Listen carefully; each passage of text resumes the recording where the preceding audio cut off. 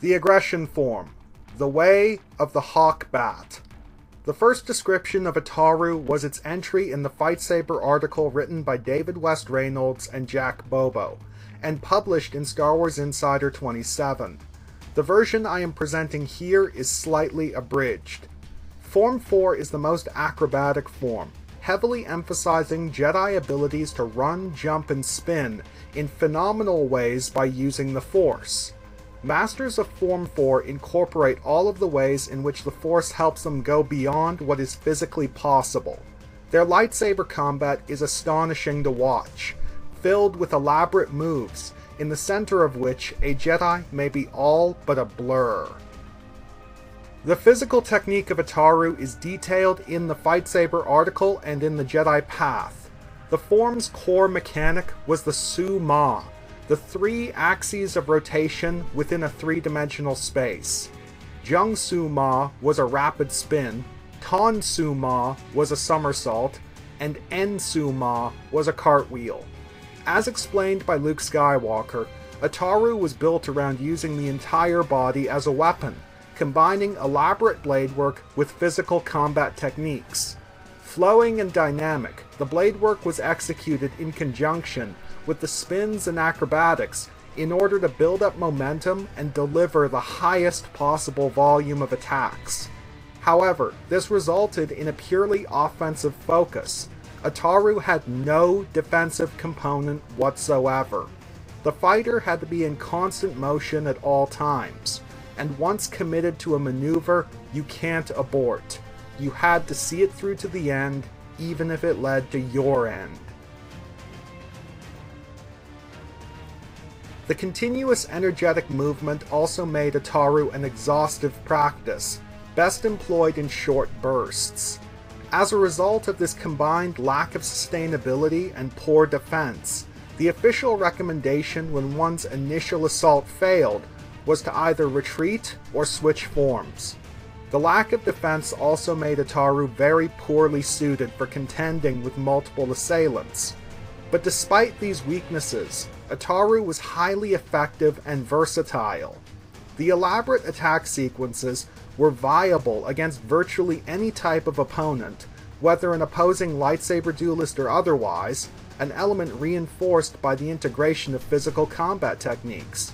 This emphasis on generating and directing kinetic energy carried over to their ability to absorb and redirect it, such as when Padawan Obi-Wan Kenobi channeled the force of being kicked in the head into a backflip, a perfect example of a Form 4 recovery.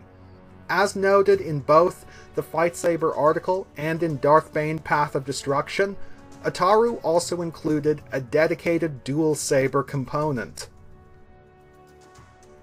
The specific maneuvers and postures of Ataru were detailed in a wide variety of sources, and fair warning, it has a lot of guard positions and stances.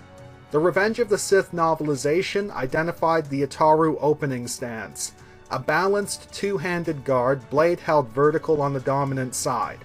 The TCW Ultimate Battles visual guide gave us the Ataru attack mode stance, a wide and low stance, blade cocked high at the shoulder, angled across behind the head. Mysteries of the Jedi gave us the Ataru pre-jump stance, a low crouch with the offhand pressed to the ground, blade held upwards. And then we have several unnamed miscellaneous stances.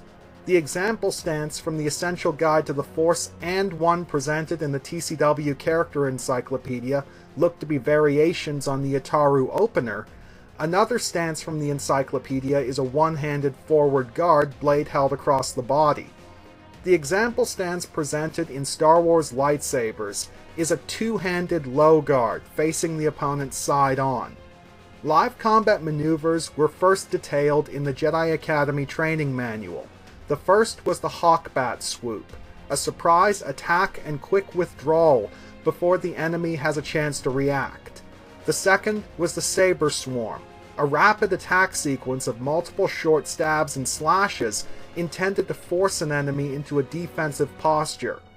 As detailed in the Jedi Path, both maneuvers were derived from the falling leaf technique, which is described as slashing from the sky. Most of the descriptions of Ataru focus on its physical technique rather than its disciplines, though given the heavy reliance on force-based physical augmentation to enable its maneuvers, it definitely had a strong relationship with the Force.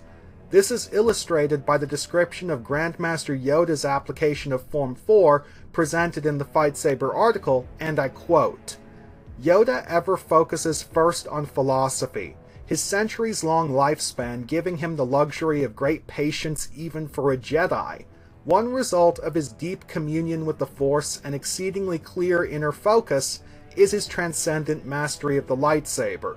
Through the Force, Yoda takes Form 4 to its highest level." Based on what little is presented, I would describe the Ataru discipline and mindset as another development on the Shicho discipline and mindset.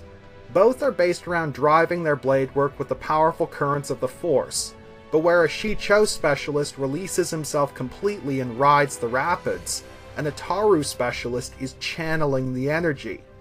While this offers Form 4 masters greater control, I would argue that it is the main reason for Ataru's lack of sustainability. One can only be a conduit for so long before burning out. For Darth Treya's commentary on Ataru, I will be presenting the dark side version, where she advises on how best to combat this form. He is overconfident. Observe how he handles his lightsaber. He is using Ataru, an aggressive form, best suited for single opponents. You can easily defeat him by encircling him with your companions or by using blaster fire. Be wary of his power attack, however, as it is further enhanced using this form.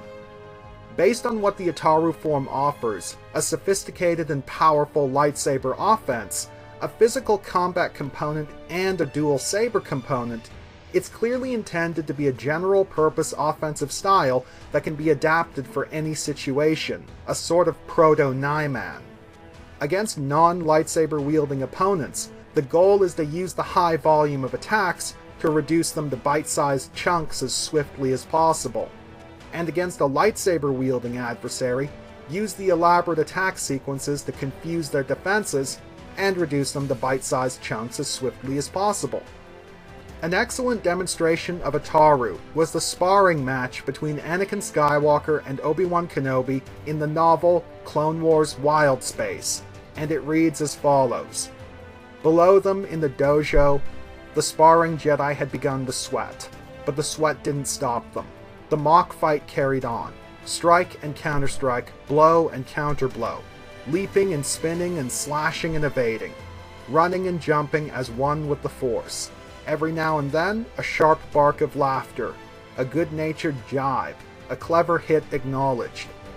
Though it scarcely seemed possible, they were fighting so swiftly already. Master Kenobi and Master Anakin increased their speed. The training sabers moved in a blur too fast to see with ordinary eyes.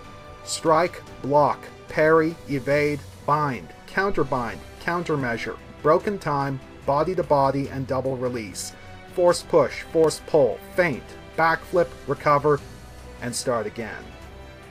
When Obi-Wan ran up the wall and then across the ceiling and down the other side and Anakin pursued him, everyone cheered, though it was hardly in keeping with Jedi reserve. Grandmaster Yoda is generally considered the reigning master of Ataru in his era, and his style is detailed in the original Lightsaber article. Yoda's astonishing moves in his epic duel against Count Dooku may be revealed on close examination to be a masterful demonstration of the standard components of Form 4. Yoda's moves flow from one to another in the smooth transitions characteristic of this form. 3 kinds of rotations, or Su-Ma, figure prominently in Yoda's style. They are Jung-Su-Ma, spinning, Ton-Su-Ma, somersaults, and En-Su-Ma, cartwheels. These 3 moves represent the 3 possible axes of rotation in a 3-dimensional space. Together with flying, force-enhanced jumps, the rotational Su-Ma moves compose most of Yoda's lightsaber fighting technique, making him the ultimate example of Form 4. As already mentioned, Ataru actually boasted a dedicated dual saber component. Based on what has been observed, particularly from Anakin Skywalker, the duelist would keep the blades spaced widely apart to ensure that they didn't interfere with one another, and would otherwise keep to traditional Ataru technique, effectively windmilling at the opponent. While Satele Shan is not a confirmed Ataru specialist, she is widely accepted as one, and her use of the saber staff is a perfect demonstration of what to expect from a Form 4 master armed with such a weapon. The dynamic spins and flips were well suited for maneuvering a double blader, and the extra blade compensated for Ataru's weakness against multiple assailants. Satele Shan was generally at her best when plowing through large groups of enemies like a lawnmower.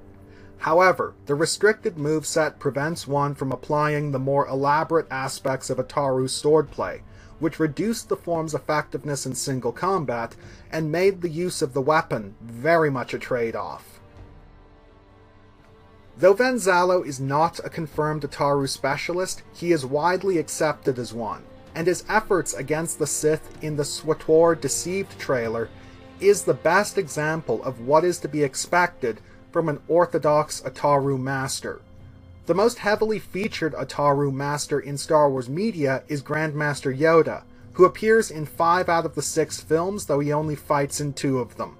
The segment of the Lightsaber article that I edited out of the introduction I will present here. Yoda, with his deep emphasis on the Force in all things, is a Form 4 master.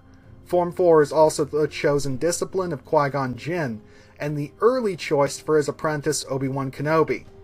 So for those of you who are convinced that Qui-Gon Jinn's status as an Ataru master is a retcon, and that he should be Jem So, sorry, but Jinn was labeled as Form 4 from day one.